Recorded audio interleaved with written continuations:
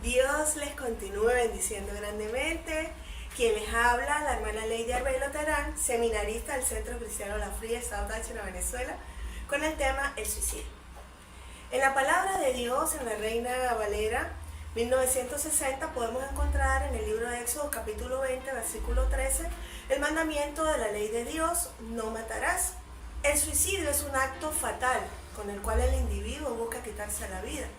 Por lo tanto, el homicidio también es considerado, está enmarcado dentro de este mandamiento de la ley de Dios.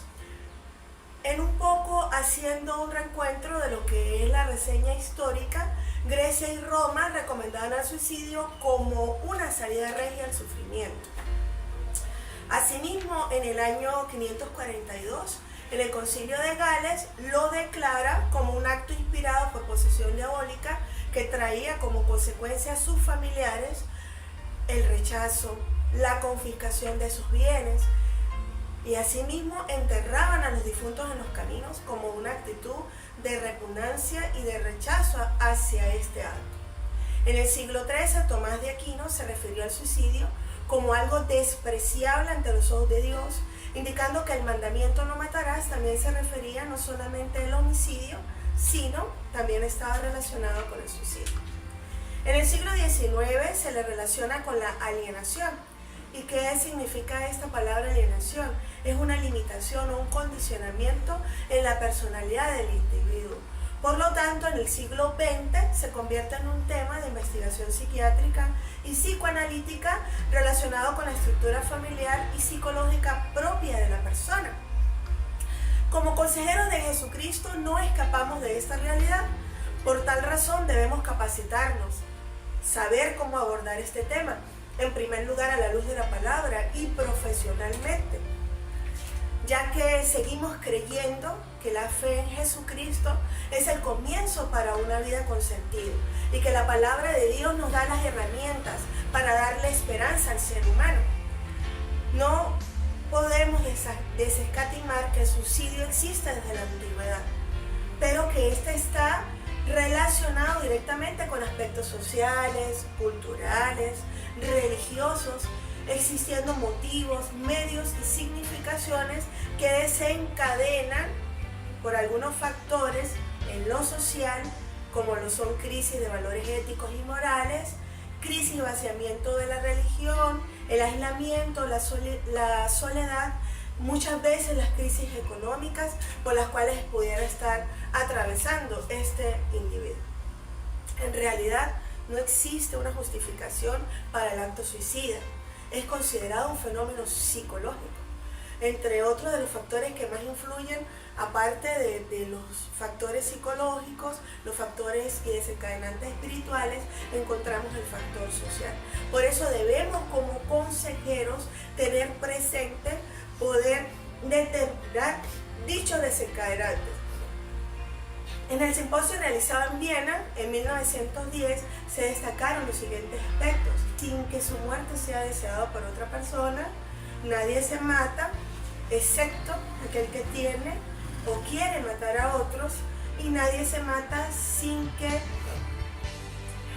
sienta en su corazón el individuo una desesperanza, esa falta de sentirse amado tanto por sí mismo como por otras personas.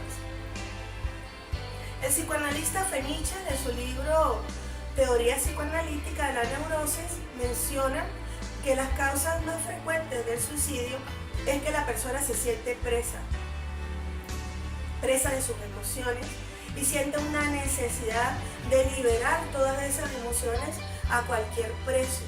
Y más que todo, esas emociones están enfocadas en un alto porcentaje hacia la culpa, existiendo entonces desencadenantes espirituales que también coayudan a esta situación, como lo es el vacío existencial, una angustia espiritual, una culpa por el hecho de estar en pecado. Se siente el individuo solo, con muchos miedos, por lo tanto dentro de su ser empieza a ocasionarse una rigidez y empieza a presentar argumentos con un fundamentalismo tanto cultico como doctrinal.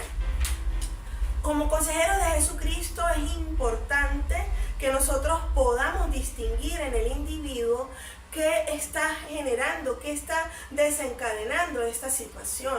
Como lo podría ser que el deseo de matarse corresponda a una agresividad contra sí mismo, o que sienta un profundo deseo de morir, de escapar, de huir de una situación.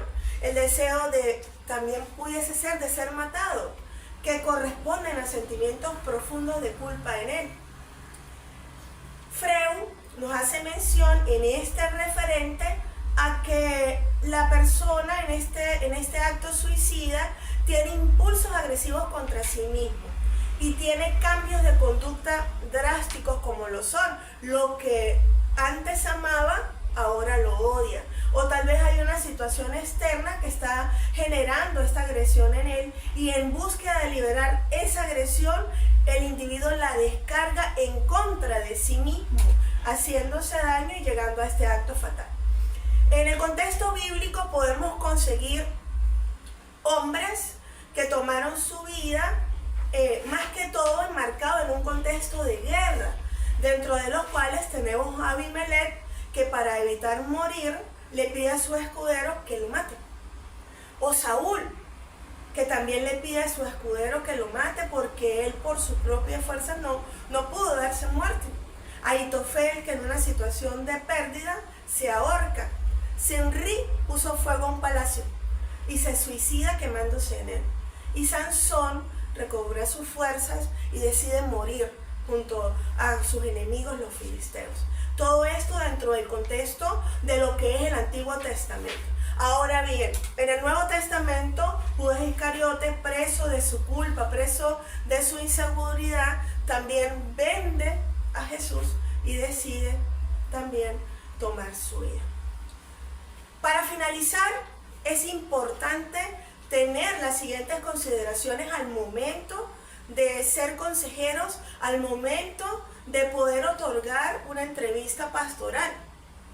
El consejero debe en primer lugar cuidar su ansiedad, sus miedos, a no sentirse con la capacidad o con la formación apropiada para poder aconsejar. Por lo tanto, en él debe existir en primer lugar una tranquilidad y debe tener una confianza plena en que Dios lo guiará a toda verdad, en que Dios le dará los instrumentos a través de su Espíritu Santo para poder tener una actitud exploratoria que le permita pensar antes de hablar o de aconsejar o de asesorar. En primer lugar, escuchar y preguntar al individuo para poder la consejería pastoral, poder ir hombro a hombro sin descuidar a esta persona, evitando que en él pudiese surgir una mayor frustración. ¿Qué es lo que se busca entonces con esta entrevista, con esta consejería? A la luz de la palabra de Dios, poder fortalecer la autoestima de este individuo, ayudándole a trazar en primer lugar un proyecto de vida. Todo esto en medio de la oración, en medio de la oración hacia la persona que se encuentra afectada, en medio de la oración hacia su familia e indudablemente colocando todo este aspecto a la luz de la palabra de Dios y dándole todas las herramientas y los recursos bíblicos que puedan enseñar a esta persona a vivir con confianza, a vivir con esperanza y a vivir con una seguridad que solamente nos da la palabra de nuestro Dios.